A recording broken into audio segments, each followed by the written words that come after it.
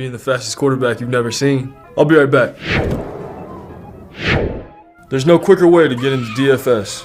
Play Super Draft today and see for yourself.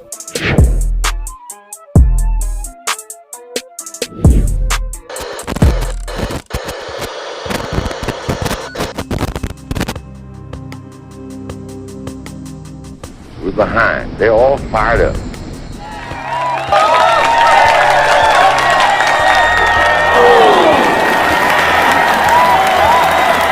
What we got to do? First place, our defense has got to go out there and take the ball.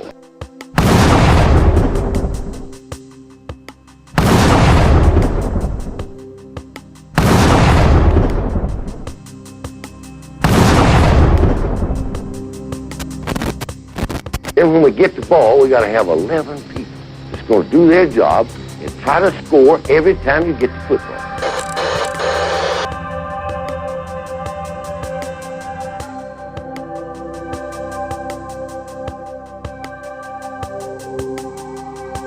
If we do that, we'll be all right. That will be all right.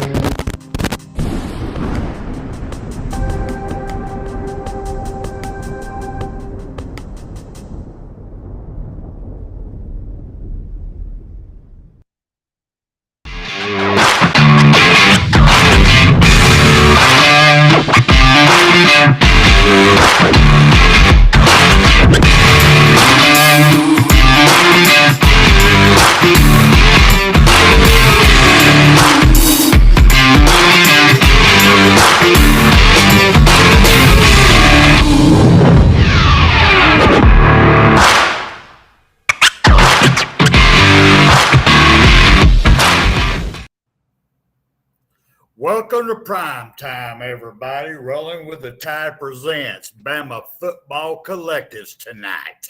So before we get started here, let me bring on our board members. First up is our president and historian, Waylon. How's it going, Waylon? How's everybody doing tonight? I'm wonderful. Outstanding. Next up is our head of the department of Come Get You Some. Roll Tide, rise up. How's it going, rise up? I'm good. Roll Tide, fellas. Roll Tide. Next up is the head of our logistics department and our number one trucker, William. How's it going, William? Doing great. Spencer, how's everybody doing? Just outstanding. And my name is Spencer Reevely. I am Bam Dam.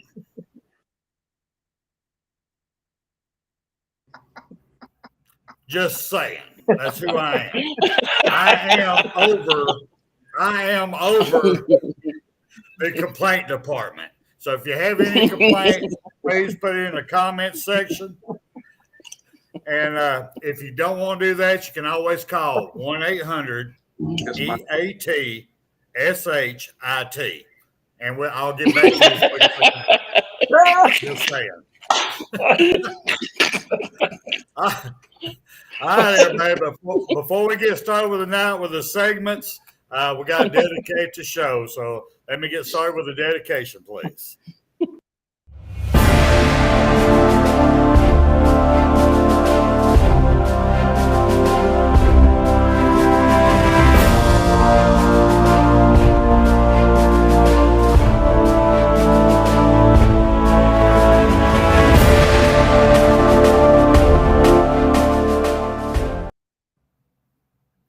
It is my great honor to dedicate tonight's show to a 12-year Marine veteran, Darren Phillips. Mr. Phillips, a tanker driver for a Utah company, as he was driving on a delivery, saw a state trooper and a person wrestling on the side of the road. So he stopped and pulled over. And as he was running up to them, the trooper was saying, "He's going for my gun. He's going for my gun." So Mr. Phillips reverted back to his military training days and got a hold of the suspect, pulled him off the trooper so the trooper could, escape, and held him until they could apprehend him. Mr. Phillips was interviewed by the Salt Lake City News, and by his words, he said, anything I can do for those guys who put their lives on the line every day for us, I will do anytime. And for this, Mr. Phillips, for what you did here and for your service, I salute you, sir. Thank you. Next up, we got Waylon. It's your segment, sir. What we got going on, brother? Oh, you caught me smoking and drinking. Gee whiz. Well, that's what I do, man. You know, I got cameras all over your house. You just don't know it. And that garage with them cars, oh, Lord, yeah, I got them all over them. Cameras all over. Well, I guess I sort of took a little thing they were talking about, running up the score. They talked about would Nick Saban run up the score on, Texas A&M. Mm-hmm. Running up is not looked on. It's sort of frowned on these days. Back this is what I'm going to take the segment back to. Back in the 90s, somebody asked me that I like to watch other college teams play. One of my favorite teams I liked to watch in the 90s were the Nebraska Cornhuskers. First of all, they played smash mouth football. Mm-hmm. And they scored as many times as they possibly could because they asked Tom Osborne. Tom Osborne was beating teams 49, 70, 77, 45. I mean, you're talking 77, 69. I mean, you're talking in 4 years, they scored 94, 95, 96, 97. They won the championship 94, 95, 96. They missed it, won it in 97. In 4 years, they scored 2,231 points. True. And they asked him, you're getting a lot of heat about running up the score. He said, what do you think about it? He said, football is a game of scoring. It's your job to teach that offense to get across that offensive line as many times as they possibly can. It's not, it's not knocking the other teams that they can't keep up. They bashed him for years because, we scored so many points. And, I don't know if Nick Saban will run the score up on Jimbo Fisher or not. You never know what'll happen. But, 4 years they scored 2,231 points. Alabama, starting with 2007, Nick Saban's era, and I counted 4 years, they scored 1,687 points in 4 years. And Alabama's highest scoring year was 2018. They scored 664 points that year, 2018. So the total years Nick Saban was there, 15 years, they scored 7,782 points. That's a lot of points. But yeah, that's a lot of points. But Tom Osborne, I think, still holds the record in the 4 years of scoring, nearly 2,500 points in 4 years. But that's what I was talking about. Will they run the score up? I look at it like Tom Osborne. It's a game of points. Get out there. If you can score, you score as many times as you can. That's the name of the game. If they don't like it, tough. That's the way I look at it. I'm not Tom Osborne. Tough. William, what do you think, sir? I say do it. I mean, there was one game, I don't know how many years ago it was, but it was one of them cupcake teams, they say.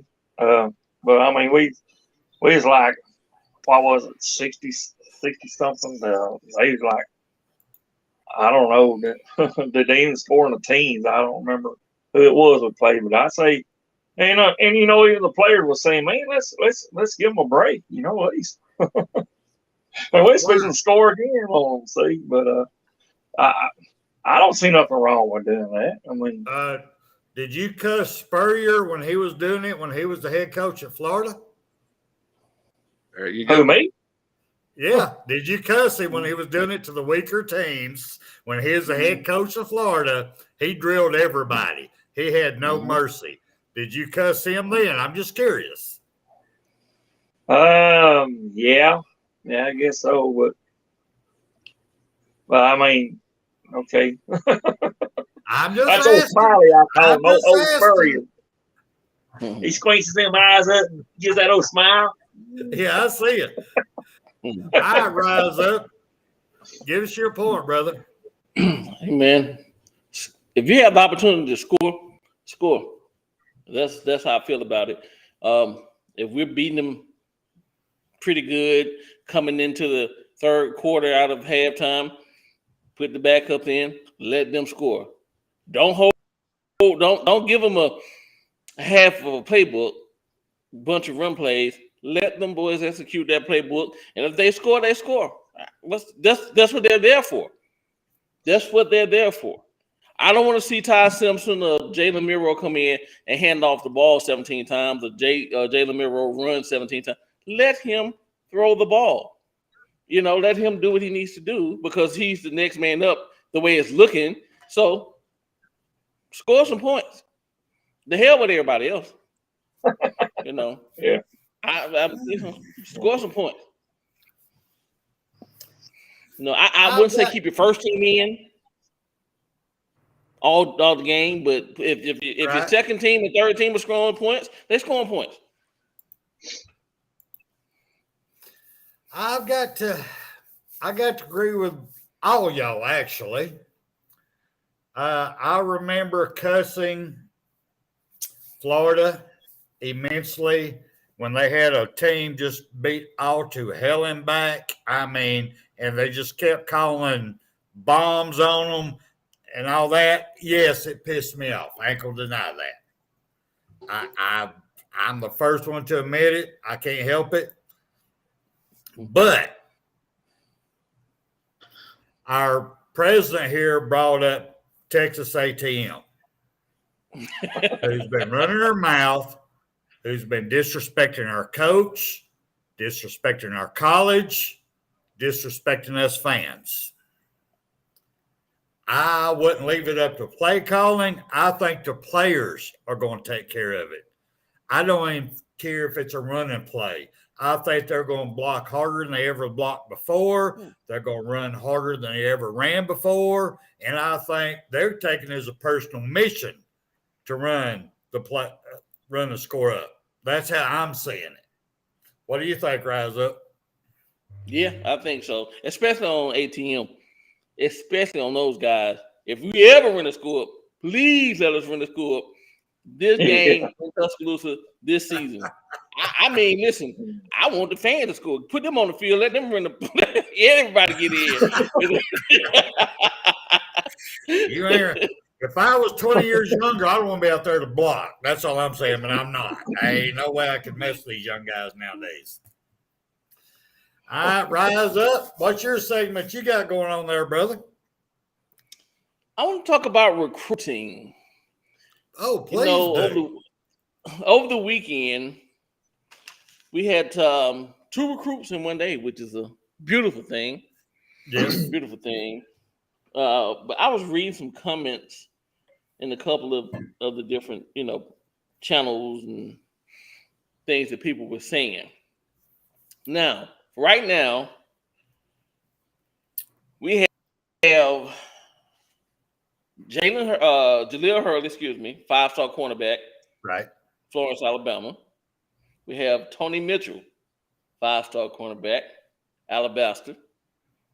We have Yanze Pierre, 4-star edge rusher, out of Eufaula. We have Wilkin, the big boy at 6'8", from Tuscaloosa. We have Elliot Washington out of Florida, 4-star. Right.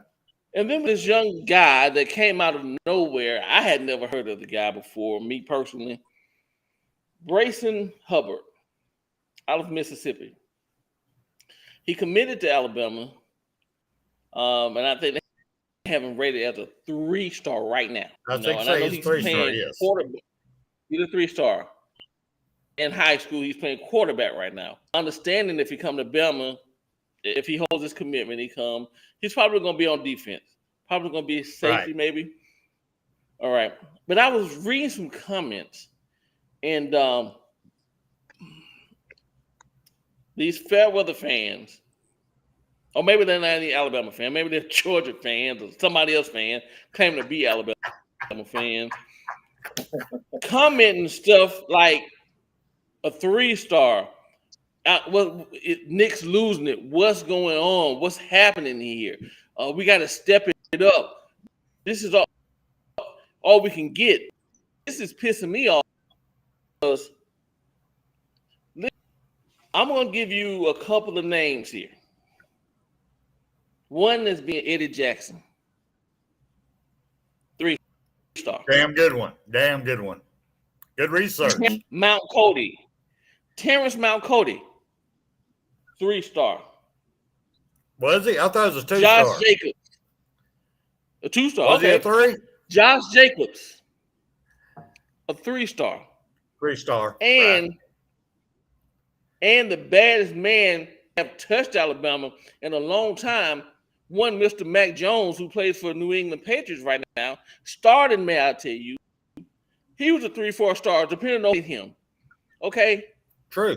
This man came in and did what we didn't lose a game. Now, people will say that was a COVID year. It was a COVID year, but people forget we played an all SEC schedule. There were no cupcake games. There's no Utah State, no Arkansas State, no Kent State, no Louisiana State. We play all SEC opponents. And I loved it. We play all powerful SEC opponents.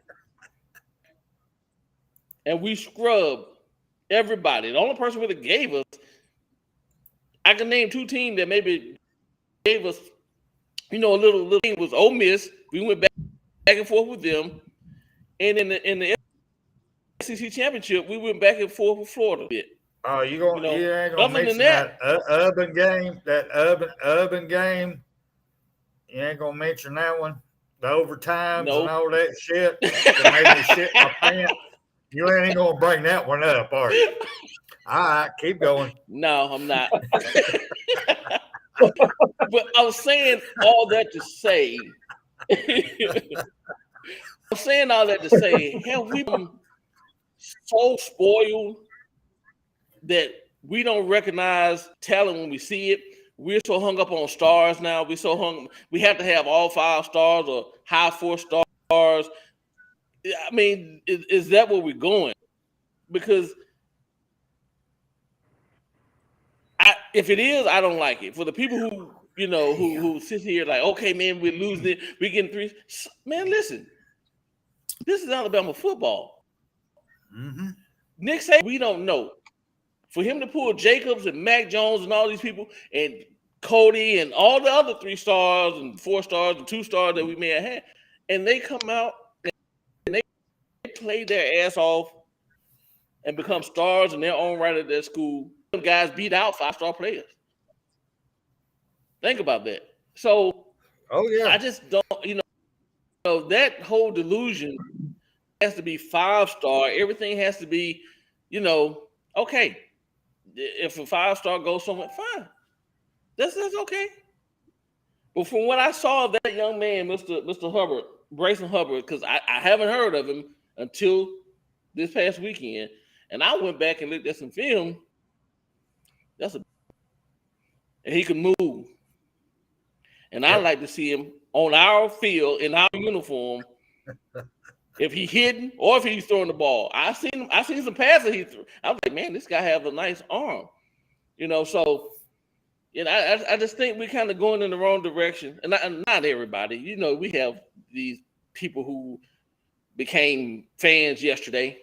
People who became fans after 18. Right. After Nick got there. So, but, I just, for the people who's knocking the program, saying that we're starting slow, we know about starting slow and 3 stars. Come on, people, pump your brakes now. I mean, we have Nick Saban Jr.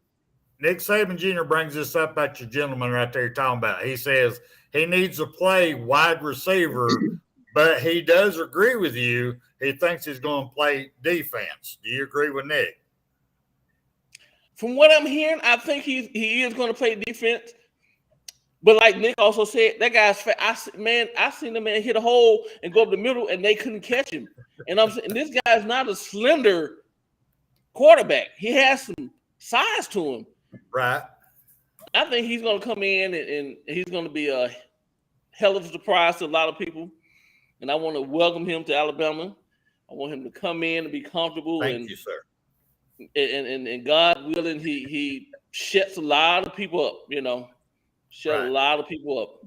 I don't care what Georgia fans say about him. I don't care what Mississippi State fans say about him. I don't care what Ole Miss fans say. I don't care what Auburn fans say. But our fans, that's what make, you know, I'm like, this is what pisses me off. Everybody else, they can go to hell. But our fans, was you talking about George Michaels?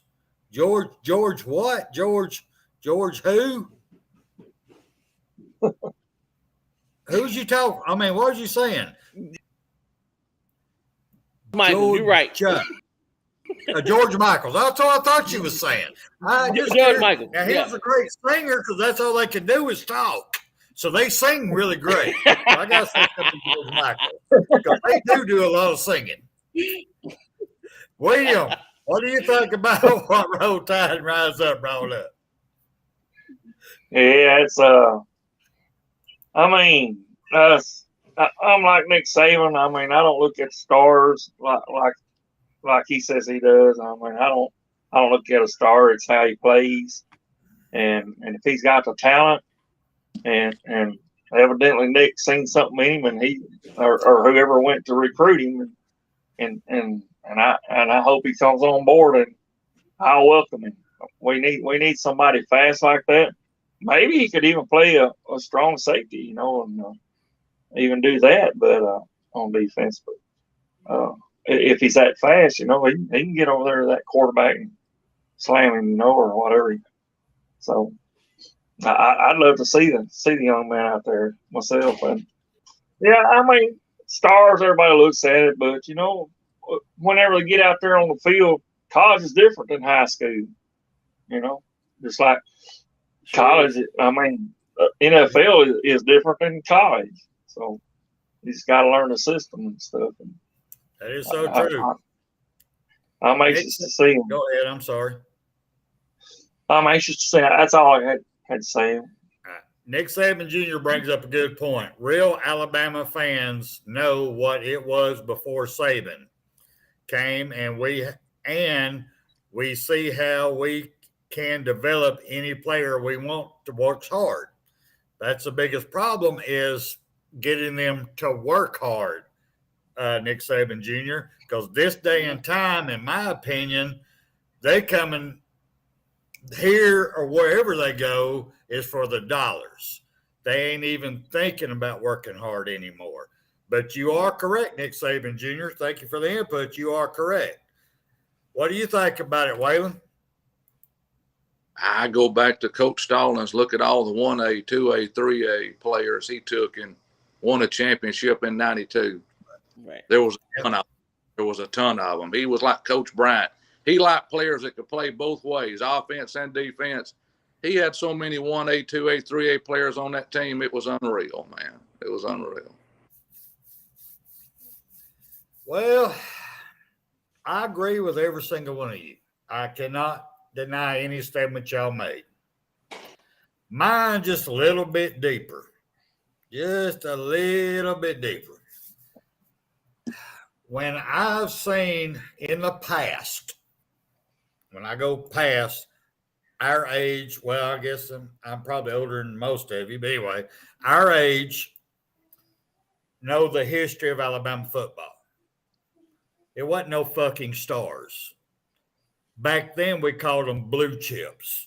Blue-collar, hard-working, mean, nasty people that was willing to put the work in to achieve a gold back then. If you want the gold, they knew they had to work hard to make the gold. They also knew back then if they wanted playing time, they had to beat out somebody. It wasn't just handed to them. Just because your name's on the back of a damn Porsche didn't mean you got playing time. It means you had to earn it. That was back in our day when we were so great. Bear Bryant days. He could have gave effing less your family name. He couldn't care how much land you had. He didn't give a damn how many tractors you had. He wanted to know how you going to play on that field on a game day. And he was going to push it out of you during the practice all week long. And if you showed any weakness at all, you didn't show up in that game that week. If you want to be in next week's game, you're going to have to work your ass off. It's getting soft now, in my opinion. It is. It's just, and the star ratings, I wish they would take it and shove it up their ass, because it don't damn matter. I'm sorry. Alabama's had them on our team in the past. I ain't naming names because I respect every single one of them, but we've had 5 stars that was a flop. Yeah.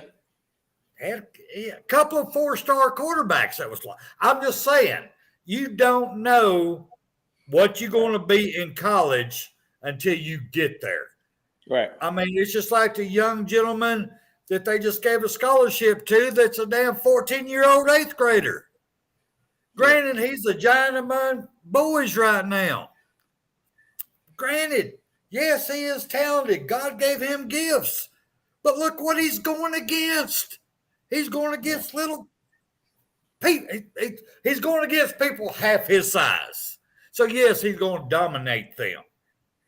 But what is he going to do when he gets to Alabama or whatever college he decides to go to and goes against people as big as he is? Does he have the gut? Does he have the want to? That's what we're missing in college football right now. People looking at the damn dollar. They're forgetting the heart. We got to get back to the fucking heart. If we want to win championships, if they want to succeed in life, they got to get hard again. Now, that's just my opinion. I'm sorry, y'all. I got long-winded there, but this thing here gets on me. I mean, I know old school. I knew what it took to make it.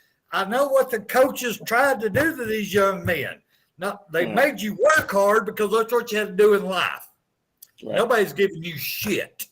Now they're giving them things. They're giving them in elementary school. Thank you for showing up. Here's your fucking trophy. You just thank you. Here's your damn ring. Then you get into college. Hell, they're saying you're a 5-star. Let me give you $10 million before you can prove you can play. It's the same bullshit. That's my opinion. Well, what you got to say? Spencer, can you put up the MA, please? Oh, I'm sorry. I apologize. I do apologize. My bad. I just, I get carried away. Folks, here. we are MA rated. Be mature, y'all. I apologize for anybody that got offended. Kiss my fucking ass. All right. Well, I said it. Collins. I mean, look at all the 1A, 2A players he had on the team. Thank you. So I mean, that's just the way it is. It's some make it, some don't. Look how many great players played college football didn't make it in the NFL. NFL, right. Never made it. Right. Look at. I'll take one for example, and none of y'all like him. That's Johnny Manziel. He was probably the scariest SEC quarterback I've ever saw play in my life. Mm-hmm. But he couldn't cut it. Trick is not scariest. Trick is. And I talked to Cyrus Jones, and Cyrus Jones had to defend against him, and he said he was hell to defend against. Right. I'll give you that one. And Cyrus Jones was a hell of a football player. So when he tells you something hard to defend against, and he never made it in the NFL, so there you go. Right. Tim Tebow, he didn't make it. No. He was another one. Superstar in college, but just, and like you said, these guys coming out of high school and giving them these stars and we giving them this praise. High school is one thing. When you step on whatever college campus that you choose, it's a whole different ball game. For one, you've never been on national TV every Saturday. Right. You might have a high school state playoff game that was televised in your state. But when you come into Power 5, Alabama's, Georgia's, Ohio State's, Clemson's, all these. You're on TV every Saturday. Yeah. Every Saturday. So, are you ready for this? It's one thing at home, but when you got to come and prove yourself. And like you said, Spencer, they're giving these guys money and they haven't stepped foot on campus.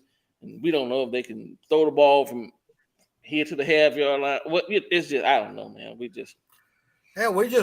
Honestly, go ahead, I mean, rise up. Truthfully, we don't even know just how gentle their butt is.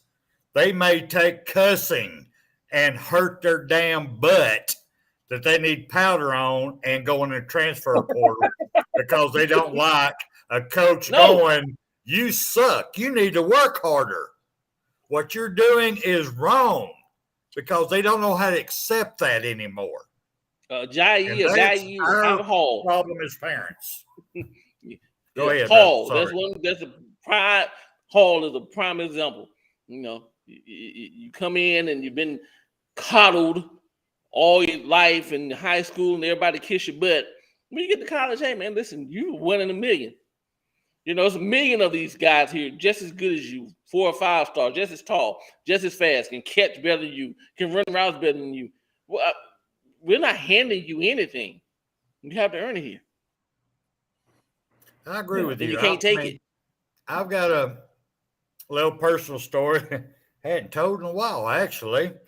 When I was 14 years old, my granddaddy, which he was actually my father, because my father left my mother when I was 3 months old. So my granddaddy was my father figure. And old logging man. I mean, he got an old Sears and Roebuck chainsaw that I can barely pick up today. It was that heavy. But we're out there, and I got the wheelbarrow. We're going out there to cut wood. We're out there, and he loads that thing up. I mean, he's got it rounded off. I go to pick it up. I can't get it up. I'm straight. I finally get it up. I can't make it roll. I say, Granddaddy, I can't do this. What do you mean you can't do this? What's wrong? He says it's too heavy. Oh, I go, it's too heavy. He threw 2 more logs on it and started whipping my ass till I pushed that damn thing. I mean, don't say you can't do something because you haven't proved to yourself you can't yet, is what he just showed me on that. Now, at the time, I hated him for it. I ain't gonna lie about it. I cussed him that night. I prayed to God. I mean, it was bad. It was bad. I hate him that bad. But as I've got older, raising my own kids, grandkids, I understand the lesson that he was teaching me. Right. You don't know you can't push that damn thing until you damn give it your all. You haven't done nothing. Now let me put more load on you. Can you do it now? That's what these damn football players today are forgetting. It's what I'm saying, the heart. We got to get back to the heart. Give me a whole damn class of 3 stars that wants to win, then a class of 5 stars that wants the money. And I guarantee you 3 stars will win that championship. That's just my opinion. Because they got something to prove. Yes. Yeah, they got something to prove. They want it. They're hungry for it. Seeing all these others let them stars go to their head, like you said, 5-star or 6 or maybe 100-star, whatever they are, they think they are. They think they've reached the top. They don't need to do anything else. But those other ones, like 3-star, 2-star, hell, even 1-star, they got something they want to prove. And they will, by God. All right, feeding off of this. I'm going to take this around the table.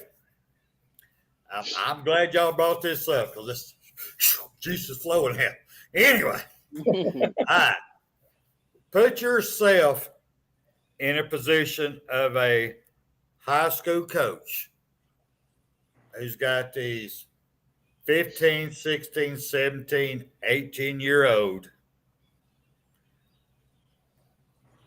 young men that you're trying to teach and also give them the motivation to get education in life.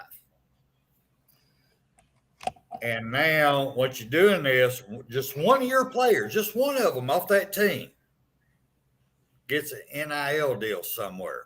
I don't care if it's $1,000. they get an NIL deal.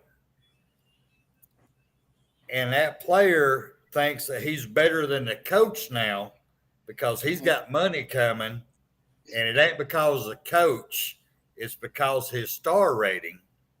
Put yourself as a high school coach. How would you deal with that and still teach the rest of the team how to be a man? I'm going to start with you, Rise Up. Good question. Scary question. It's scary, Spencer. Scary. It's scary because it's so many dimensions, so many layers to that scenario. One layer is you can't say nothing to kids now. You can't. I mean, the parents going to be up there. They're going to complain to the school. The school's going to be on your back, especially if he is the quote unquote star player of the team. You know, he's got a 5-star or whatever. And the scouts are coming to look at him or whatever. Right. Can you hear me now? I can hear you now. Go ahead. Can you hear me now? Okay. Yes, sir. I said, I hear you now. All right. So if this guy is a 5-star, you know, they rate him this, and you got scouts coming, you have you know, colleges coming and everything, and he's the talk of the town. If you try to discipline this young man, you say anything to this young man, he's going to cut a fool. His parents are going to cut a fool. Call the school. The principal is going to come down on you. You can't say anything to him. The coaches are the high school coaches are in a no-win situation. True. I agree. They are. Yeah. Because if you bench him, say you bench him, he didn't really do anything. He didn't break any rules. Attitude to get your ass benched. Right. His grades are where they need to be, right? So what kind of example can you make out of him? And all the other kids going to listen to you. Spencer, right. I don't know what I would do in that situation because really it's like a no-win situation because you're going to get it. The coach is. If he tries to make an example of him, you can talk to other kids. There's going to be some that'll listen to you. You have your ones that are going to listen, but for the most part, kids are impressionable. And everybody sees this man is the man on campus at school. He has whatever NIL deal, like you said, whether it's $500, $1,000. You have all the girls. You know that's going to happen. Yeah, it just is what it is. Right. It's hard to tell teenagers to do the right thing when they see their peer getting all the accolade, getting all the glory, you know, getting all everything. So I don't know, William. That's a tough question. Man, first thing I do, I pray to God and ask him to give me some kind of wisdom, words to say. Because I don't, it's just as a man, I don't know. I don't see me being able to handle that situation. Me Sad personally. part about it, just piggybacking off of what you just said, sir, and I agree with you 110%. It's heartfelt and it hurts like hell because we're trying to figure out how do we guide our family to be better when it's there. But to piggyback off of that one, it's like you trying to tell your young teenager, don't do drugs, don't sell drugs. But they go out on the street, they got somebody driving up in a Porsche or a nice caddy with a nice boombox going on with all the people around them making it rain. And they see that, they want to be that. Right. So it's like, how do I tell them that's wrong when everybody around that situation is showing how great it is? Right. I mean, it's pretty much the same damn thing with this. It is. NIL's a fucking drug. I hate to say it, but it is. It's the same damn thing. We've got damn drug dealers out here. It's called NIL Collectives now. Sorry, but it is. We got it ain't easy pimping. I'm sorry. It's hell been a pimp. Sorry. Pimping ain't easy, I guess the best way to say it. Because that's what's happening right now. Y'all, I'm sorry. It is. These collectors are being friggin' pimps. Well, go ahead. Sorry, I'm ranting. I'm sorry. See what happens when I go out of town?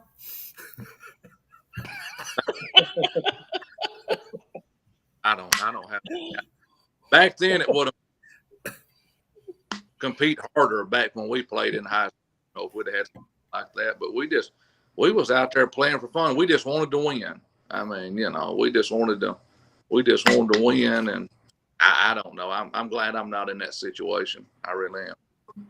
Well, like you said on our last show was your team went undefeated. Y'all won it all. You went undefeated. Never had a single damn coach come up and approach none of y'all. Not a single one of y'all. I was very fortunate in my, sophomore year? Yeah, my sophomore year.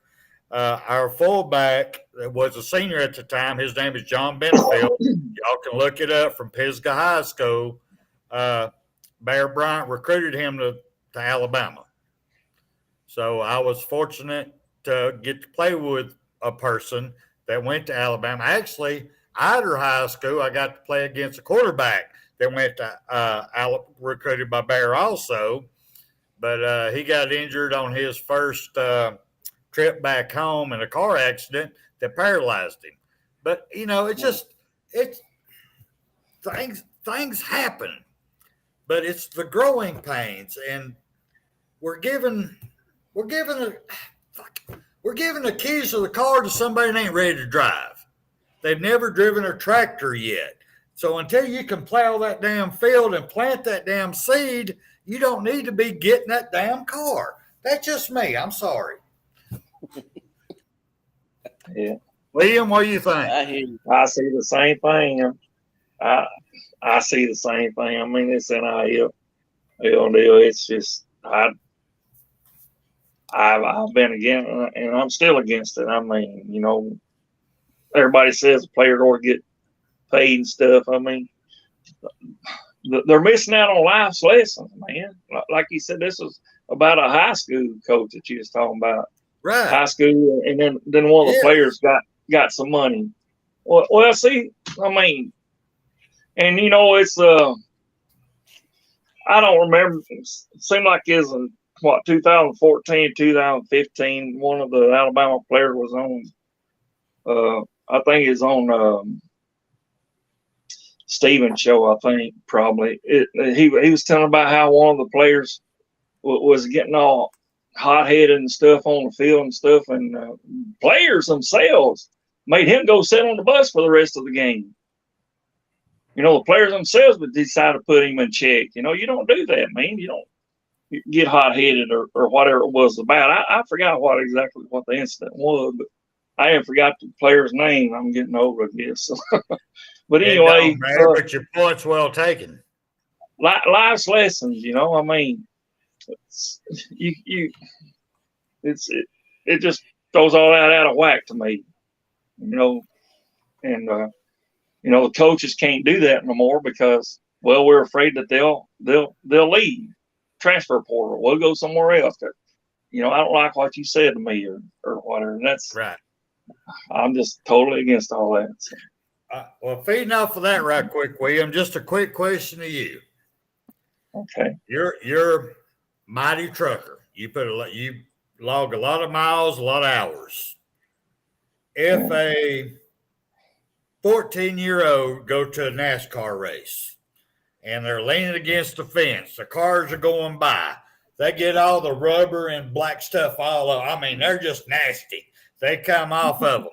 Are they ready to drive your rig? No. Thank you. What's the difference with that and high school and college? You ain't ready to drive that rig until you get there and you learn how to drive it. Sorry. I mean, I had to throw that in there right quick. I had to do that to get my CDLs. I had to go to school. Here I am, a 50, what, I forgot how old I was. It's back in 93, whenever I got them. Right. I had to go to school. So, well, I know we only got 15 minutes left, and I really didn't get into my segment, and I'm not going to. I'm just going to feed off this conversation because it's got me fired up, and I like it. Anyway, Go ahead. with our topic we've been talking about, this is, and it just actually hit me. I'm going, okay, we got this new. We just offered a 8th grader, 14-year-old mammoth of a man or boy, a scholarship to Alabama. He knows this right now. So he could have the greatest coach in the world, the greatest second father, and that's how I looked at my coach as a father in the world, who's wanting to teach him how to be a man, a player, a student, and succeed in life. Is he really going to listen to that coach now? I've got the University of Alabama offering me. And next year, I'm going to have everybody else offering me. I'm going to be taking tours everywhere. Sorry, coach, I don't need to listen to you. I've already got it going on. And he's a baby. Rise up. Yeah. Spencer, this day and time that we're living in, everything that is right is wrong. And everything that's wrong is right. That's how it's portrayed. This is what they put it. Well, yeah, that's why they promote it, yes. Let me tell you something. When I was coming up, I had peer pressure. You were talking about, we were kids and we, go sip some wine and stuff, and all that good stuff. And I did it. I'm not denying it. I did. But there was one thing I had. I think there's one thing that all of us in here had, people our ages, older than us, and maybe even some younger people. I think Nick Saban Jr. has it. I like that guy. I love Nick Saban Jr. too. Oh yeah. We have respect for our elders, our parents, our teachers, principals, neighbors. If my father told me something, or a coach told me something, or a teacher told me something, I listen. I may not want to listen, but I listen. So if I had a coach to come to me, if I was that guy, I'm talking me. If I had a coach to come to me and trying to teach me the right ways and talk to me about NILs and all this type of stuff, I would take in deep consideration what that coach is saying to me, because that's the way I was raised. I was raised that way. My father always, my words from my father is, and my mother was, listen, son, what anything that I tell you is not to hurt you, but to better you. Right. He always told me, the decision you make today and tomorrow are going to have one or two consequences. It's going to affect you negatively and or positively, depending on what you choose to do. And I've carried that with me, all my life. So me personally, if I had a coach, I'm listening. My dad used to tell me stuff, and I'd be like, he don't know what he's talking about. But trust me, 2 days later, I'd be like, that knew what he was talking about. Shit. He told me, don't do it. I did it. And yeah. See, but these a lot of people today, like, you can't talk to kids. Small story. I don't want to keep this long. That's my son was in. We're good. My son was in 5th grade. Okay. My wife is originally she's from Memphis, Tennessee. Her grandmother had passed, so she was out of town. It was just me, my son, and my daughter. I'm at work. I get a call one day. And this guy was like, hey, I'm so-and-so calling from, Child Services Protective Agency. I'm like, who? He was like, I'm so-and-so calling from basically DFACS, you know. I'm like, man, get the hell out of my damn phone. I hung up the phone, right? He called back. Same thing. I hung up the phone. He called back a third time. He's like, this is serious. I'm calling from, you know. So now I'm on alert. So I'm like, what is this about? You have a son? Yes. Well, we got a report that there may be possible abuse in the home. I said, what? He said, yeah, we got a report. So he scheduled a visit to the house, right? So I got to call my wife, who's in Memphis, trying to get burial arrangement for her grandmother. Like, hey, baby, these people want to come to the house, whatever. So she's got to come back home. So the man comes, and you know, he walked through. He went, looked at my daughter's room. He looked at my son's room. He looked over the house. And he talked to us, and he like, listen, I see everything here is fine, right? But we have to, if we get a call or whatever, we have to come out. He couldn't tell me who it was and what was the complaint. And I told that guy, I said, listen, I respect you for doing your job, but I pay the bills. Every stitch of clothes that boy have on his back, we put it on his back. Every food that is in his mouth, we put it in there. As you can see, he wants for nothing.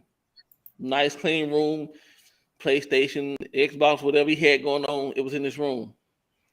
I said, but if y'all ever come to my house again, you can take him with you. You can take him with you. Because I haven't done anything to warrant this. Bottom line, my son graduated college cum laude. Okay? Graduated Alabama State University, cum laude. All right. Never.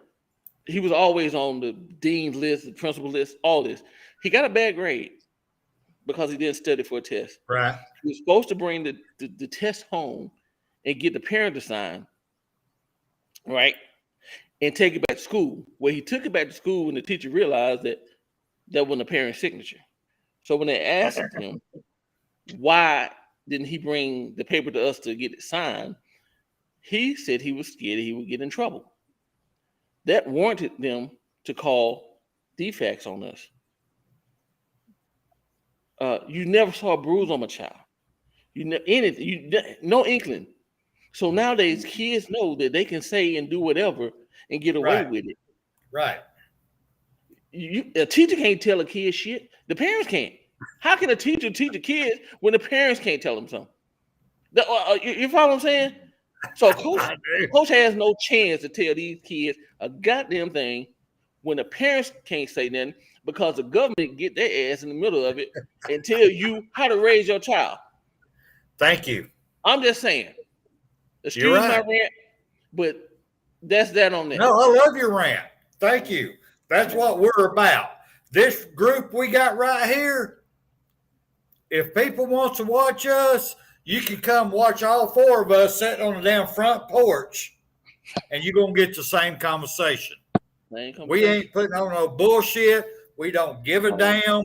It's how we feel. This is real life. Because what you're going through now, if something don't change somewhere, it's going to kill college football. Because it starts at home. It starts with us parents. It starts how we raise people. Right. And I'm sorry it does. And I know these younger people don't understand that. No, it don't. It depends on how fast he can damn run down. No, it don't. It starts at home. It starts with God. It starts with it's just how you're raised.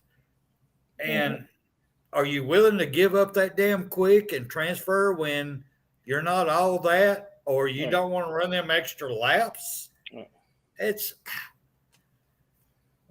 I thank y'all so much for tonight, because what y'all done for me tonight, y'all pretty much opened up my heart to everything I've been thinking for the past 4 years. Seriously. Thank y'all. And I didn't know how to say it. I didn't know who to say it to. It wouldn't make a damn if I did say it, just like it don't make a damn we're saying it. But still, I mean, we got to say it. I mean, it's just like these people, it's just damn. On what you said, Spencer.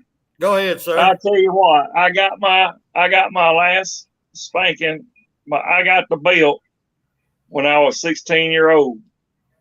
Because my daddy said for me not to go nowhere. And I went to my friend's house there and then come back, and he was waiting on me, all right. Showing up. So you're never too old to get it. I got my last whipping when I was 18 years old. Actually, no, yeah, I just turned 18. Just came home from Army boot camp. Just got home. And I walk in the house thinking I'm all that. I mean, granted, when I went into boot camp, I was 310 pounds. 3 months later, I come out 180. I was just a fat slob. I ain't going to lie about it. I was an offensive lineman. What can I say? But anyway, I get home and I call my mother a bitch. Whoa! Yeah, I'd be dead right now. That's where that belt came out. She didn't give a damn how old I was. She broke it out and whipped this damn old Army boy down to he was nothing but a damn wood. You know, that's what I'm talking about. Respect. Yeah. All right, y'all. I'm gonna get running around. Any more last words, Waylon? You got anything else you want to bring up, brother? This is a good time to bring up anything you want to say. We got them up. Listen to y'all, you know, I don't know. I ran into that situation with my dad as he got older. I guess my aunt, my daddy's sister, didn't like it. I had more money in my pocket at one time in my life than my mother and father had in their savings account. A lot of people said, well, that's wrong. I said, no, my mother always said, there's somebody watching over you above that gave you that. Because that's what we wanted you to do to succeed in life. And, I got the same thing, Roll Tide. I had, they came out, you're mistreating your dad. My dad was 6'6", weighed about 300 pounds. I had to put him in the nursing home. I couldn't handle him. He lost his mind. He didn't know where he was at. He didn't know me. But they were pissed off because they thought they didn't get part of the, the M-O-N-E-Y. It was all M-O-N-E-Y. So, yeah, I've been in those situations. It's not fun. And, you do what you have to do. And that wasn't an easy decision to do. But, my daddy never whipped me. I told William that. He always put it on Mama. Mama whipped me. Daddy never did whip me. Mama did. So, I mean, I don't know.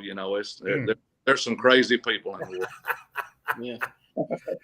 Well, tell you what. Go ahead, rise up. I just say if I ever got in trouble when we, young, I never been to jail or anything of that nature. But if I had, I would have told them, don't call me, just keep me here. I'd rather stay in here than you to call my parents. I don't want to go home. Keep me in here. I do better in here. I fight them fools in the jail. I ain't fighting them to the house. All right, go ahead, Bill. Hey. Yeah, go ahead. You got anything else you want to say? You good? I know better than to talk back, man. Shit, I don't want to pick myself off the floor, man. That's something you don't do. I agree with you. Now, I just want to thank everybody that's come in here tonight. Brock, Nick Saban Jr., Jonathan.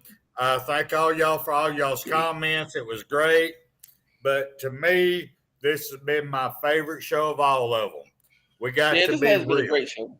It'd be like us sitting out here. You walk up on us, it's what we're talking about. It wasn't no bullshit. It's just us. This is how we think. If you don't like it, F you. Sorry. It's how we are. We're old. We've been through it. We've been through the pains. We've been through the glory.